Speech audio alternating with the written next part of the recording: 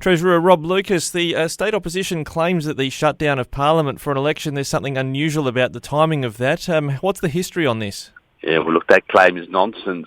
Tom Cootes and Tonus, just prior to the last 2018 election, in the very first week of December 2017, actually adjourned the House until May.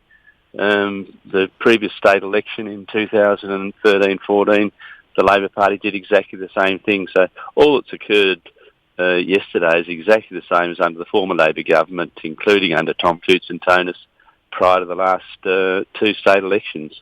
But there seems to be some sort of difference here in the Legislative Council where you sit, that the council's coming back before the election. Yeah, well, look, the reality was that in the Legislative Council, the government opposed. It makes no sense at all if the House of Assembly's not sitting for the Legislative Council to sit, and that was the government's position. But the Labor Party and the crossbenchers in the upper house voted differently. But that's just a product of the numbers in the Legislative Council. The government doesn't control those numbers in the Legislative Council, but in the House of Assembly, the crossbenchers and the government decided the convention had been in the last few elections under the Labor government. Why should it be any different under the Liberal government? You've been in the Legislative Council for some time, shall we say.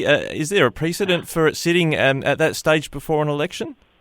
No, never. Certainly not in my very long experience in the Legislative Council. And look, it just shows the games the Labor Party sadly are playing at the moment in relation to the operations of the Parliament. They're the sort of games that the Labor Party want to play. I think the people of South Australia are really much more concerned about two issues. One is how we manage COVID-19, and in particular how we grow the economy and grow jobs in South Australia, and the government will get on with that particular task.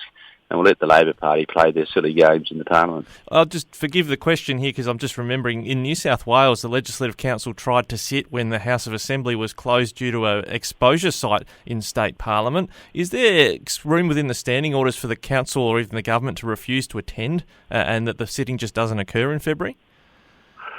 I'd have to check. Ultimately, it's up to each member, I guess, to decide whether they're going to attend or not. But look, the government will treat the Legislative Council and the conventions with respect. So we don't intend to mass boycott and not turn up, because that would essentially just leave the Labor Party in control of that particular chamber. So, I'm not sure what the precedent was in New South Wales. All right, well, maybe it's an exposure site by then. It's all a movable feast, isn't it? Treasurer Rob Lucas, we'll just keep an eye on it. Thanks for joining us today. Thanks, Ricky. Pleasure then. Bye-bye.